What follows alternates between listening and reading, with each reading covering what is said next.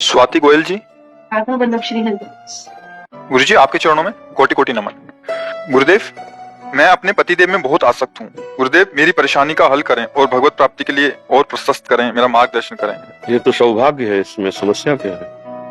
जो पति है वो तो भगवान है, ऐसा भाव करो और जितनी आसक्ति है उनके चरणों में समर्पित कर दो।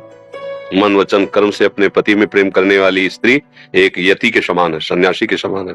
यति और सती समान रखा गया है। जो पति का वर्ण करके पर पुरुषों से व्यभिचार करती हैं, उनकी दुर्गति होती है। जो अपने पति का वर्ण करके आजीवन अपने पातिव्रत धर्म पे रहती है, वो वैसे ही पवित्र होती है जैसे एक सन्यासी पवित्र होता है, ऐसे वो पवित्र होती है। तो अपने पति में अनुराग रखना ये दुर्गति का कारण नहीं है, ये सदगति का कारण है।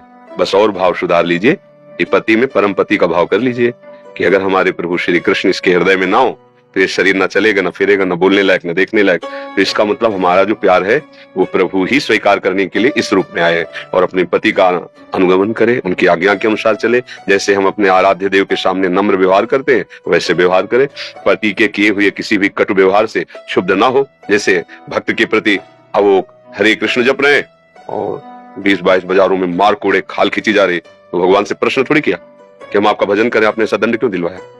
तुम्हारी जैसी इच्छा, भगवान अधीन हो जाते हैं। तो ऐसे यदि पति के द्वारा किए हुए कटु व्यवहार को भी अपने आराध्य देव के द्वारा किया हुआ विधान मान करके और सहकर वैसे ही सेवा में रहती है तो किसी को भी अधीन कर सकती है, उसमें इतनी सामर्थ्य है। महान अत्रि जी सदैव ध्यानस्थ रहते थे, अनुसुईया जी कुटिया में रहती थी। कभी ध्यान से उठे तो जल फूल फल सेवा में उपस्थित करते थे। एकमात्र वो भगवान का चिंतन और वो करती अपने पति का चिंतन। अत्रि मुनि का मेरे भगवान मेरे पति देव है। ब्रह्मा विष्णु महेश उनकी परीक्षा के लिए आए, उनके पातिव्रत धर्म की परीक्षा के लिए। तो अतिथि गृहस्थी में कोई पधारे तो पूजनीय है। जिसका परिचय ना हो, बिना किसी निमंत्रण के अपने आप आ गया हो, उसे अतिथि कहते हैं। तिथि निश्चित नहीं है, कोई परिचय नहीं है, और जिससे परिचय है निश्चित है आना, उसे अभ्यागत कहते हैं। अभ्यागत का तो स्वागत करना ही चाहिए, पर अतिथि से बहुत सावधान। वो भगवान का स्वरूप है, अगर अतिथि का अपमान हो गया तो फिर तुम्हारे पुण्य नष्ट कर देगा। वो विधान है ऐसा। कोई भिखारी कोई भी है, राधे श्याम, अपनी सामर्थ्य नहीं तो हम हाथ जोड़ के कह देंगे आपके देने लायक नहीं, पर हम अपमान नहीं करेंगे कि ऐसे। महात्मा के रूप में गए ब्रह्मा विष्णु महेश। अनुसुईया जी ने देखा कुटिया पे अतिथि पधारे, आदर किया, बैठाला। भगवान क्या सेवा करें? उनका हम तो दुग्ध पान करने आए। ऋषियों के पास किसी किसी ऋषि के पास गाय होती थी जो यज्ञ के लिए खीर आदि का हविष्य आदि का हवन करने के लिए सहयोग देती थी। तो उनका कुछ समय और ठहरिए, दुग्ध गाय का नहीं, आपका दुग्ध पीना चाहते हैं। उनका भगवान इसके लिए मुझे पतिदेव से अनुमति लेनी होगी।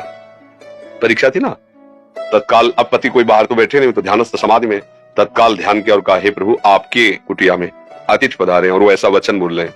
तो उत्तर समाधि से ही दिया कि इसमें कोई हैरान होने की बात नहीं है। स्त्री के वक्षा स्थल का स्पर्श करने के दो अधिकारी, एक पति और एक पुत्र। पति मैं हुआ, उन्हें पुत्र बना लो। कमंडल से जल लिया और भगवान है और कहा मैं मन वचन कर्म से पातिव्रत धारण करते तुम 6-6 महीने के बालक बन जाओ। ब्रह्मा विष्णु महेश 6-6 महीने के बालक बन गए, गोद में दूध पिलाया, पालने में झुलाया। नारद जी ने बताया जाके लक्ष्मी जी ब्रह्माणी और भवानी को, गए तुम्हारे पति झूला में झूल रहे 6-6 महीने के बले हुए, आके प्राप्त। पति प्रेम कोई साधारण उपासना नहीं, पर उसको समझे पति के रूप में मेरे भगवान है और एक पातिव्रत धर्म, ये तो भगवत प्राप्ति कहे। तो इसमें कोई ऐसा निषेध नहीं कि पति का प्यार त्याग देना चाहिए, ऐसा नहीं, कहीं शास्त्र में नहीं लिखा। पति से अत्यंत प्यार करना चाहिए, उसके भाव में केवल भगवान रख लेना चाहिए कि मेरे प्रभु इस रूप में आए, बस काम बन गया। जब हम उनसे केवल मांस पिंड युक्त शरीर से राग करते हैं तो फिर काम नहीं बन पाता। अंदर जो चैतन्य घन प्रभु है उनसे हम प्यार कर ले। किसका प्रश्न था? समझ में आया आपको?